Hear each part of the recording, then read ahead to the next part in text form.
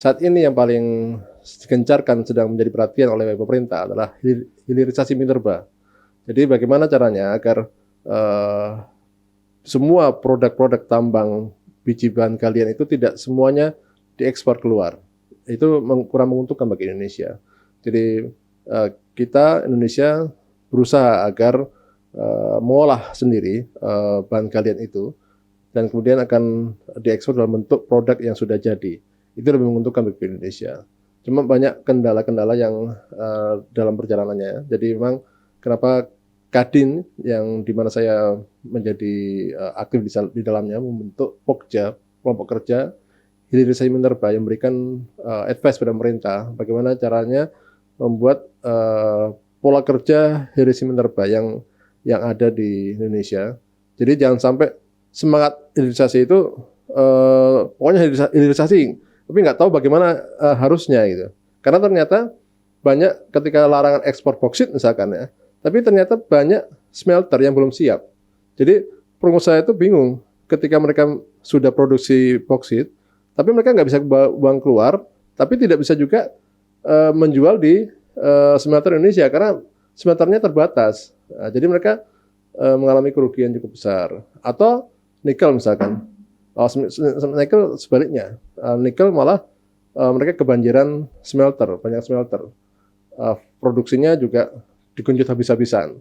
Nah, maka kendalanya adalah ketika ada banyak smelter yang membutuhkan feed atau umpan yang demikian banyak dari nikel, tapi produksinya nggak mencukupi untuk itu. Nah, jadi banyak smelter yang kekurangan bahan baku. Nah, itu juga jadi kendala juga.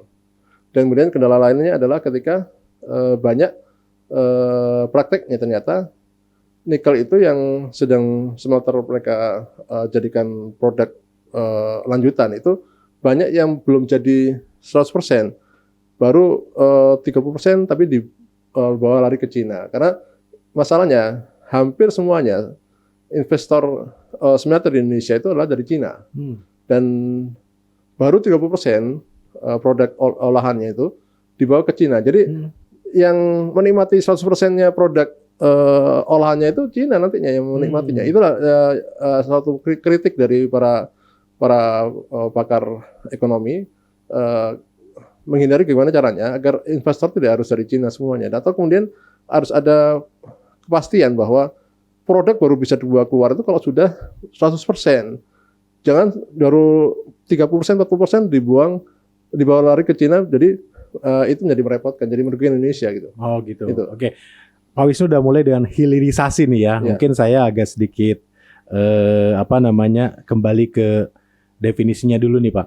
Hilirisasi itu berarti kita berharap atau kita sedang menjalankan program di mana jangan sampai kita menambang atau menggali kemudian langsung jual gitu ya Pak ya. Iya betul. Nah, itu hasil kita tambang itu berarti harus dibuat produk jadi dulu atau sampai titik mana yang disebut sebagai hilirisasi. Misalkan nikel tuh harus jadi baterai lithium dulu atau sampai bentuk tertentu aja itu sudah disebut terhilirisasi, Pak Wisnu. Ya. Jadi untuk produk tambang itu kan awalnya bahan galian hasil tambang itu kan semuanya dalam bentuk ore, dalam bentuk galian itu sudah dijual ke luar ya Pak ya. Okay.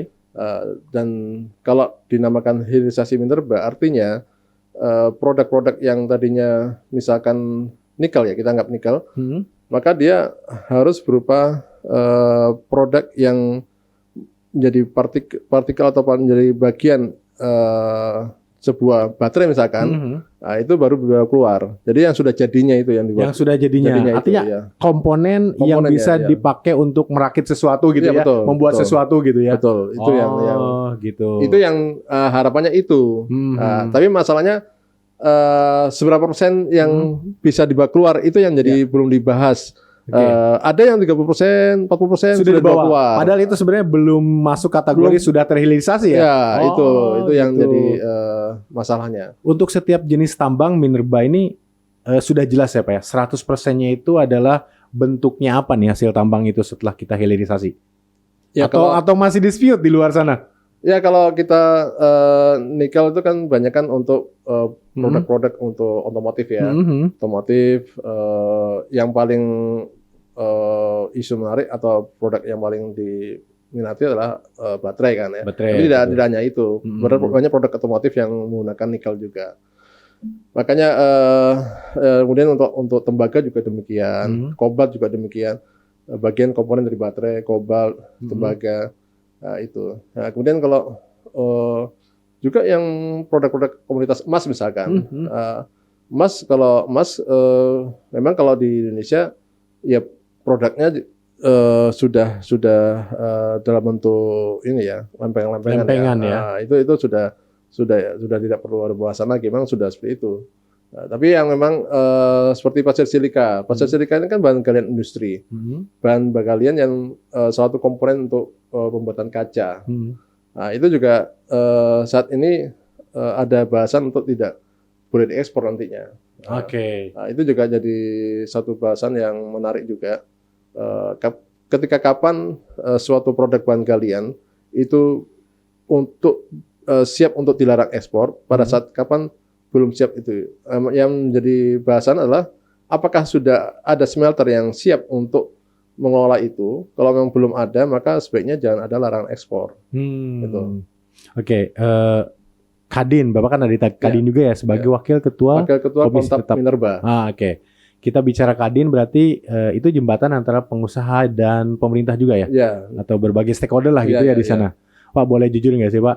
Sebenarnya pengusaha tambang itu eh, terganggu nggak sih? Oke lah hilirisasi untuk bangsa dan negara. Ya, Ya, kita lebih bernilai lagi apa yang kita tambang ya, kalau ya. kita jual sebagai produk jadi atau 100% sebagai produk yang siap ekspor gitu. Tapi kan mereka nambang ya. Ya, Secepatnya bisa dikirim ya dikirim. betul, betul. Smelter tuh siapa yang Ya. bangun? Kalau pabrik tambang juga berarti ada biaya. Kalau dari pengusaha tambang boleh di-spill nggak Pak nih? Kira-kira mereka tuh gimana sih? Ya, kalau kami pengusaha tambang itu memang lebih suka menerima yang cepat. Yang terus terang yang cepat tuh ketika menjual bahan galian itu langsung dijual, itu cepat. Tapi ketika ada larangan untuk ekspor, maka kami pun paham bahwa tujuan adalah untuk meningkatkan perekonomian Indonesia. Maka itu pun juga bagus. Cuma masalahnya adalah biaya investasi smelter itu sangat besar sekali, Besar ya. miliaran rupiah, dan sehingga hampir semua bisnis smelter itu selalu melibatkan investor luar. Dan yang paling siap dan paling mudah diajak kerjasama oleh investor dari Cina. Karena mereka lebih murah. Lebih murah, dan mereka, kenapa murah? Karena mereka menyiapkan paket tenaga kerja dari mereka. Jadi hampir semua investor Cina itu membuat syarat paket tenaga kerja yang harus dari mereka. Karena mereka memang terlalu banyak SDM di Cina. Penduduk terbesar di dunia adalah Cina. Dan mereka memang terlatih sekali SDM-nya. Sehingga dia ketika ada kerjaan-kerjaan tambang di smelter, mereka siap. Dan memang mereka terampil sekali. Dan ketika mereka juga waktu tinggal, waktu kerja, masa kerjanya lebih lama dibandingkan orang Indonesia. Itu menguntungkan buat mereka juga. Nah, jadi membuat pengusaha Indonesia jadi agak kesulitan ketika mereka tidak 100% bisa mengelola smelternya karena memang ada pihak luar dari China yang ikut masuk juga. Nah, kendalanya juga adalah ketika ternyata banyak smelter itu sudah membawa keluar produknya sebelum 100%. Itu jadi kendala juga.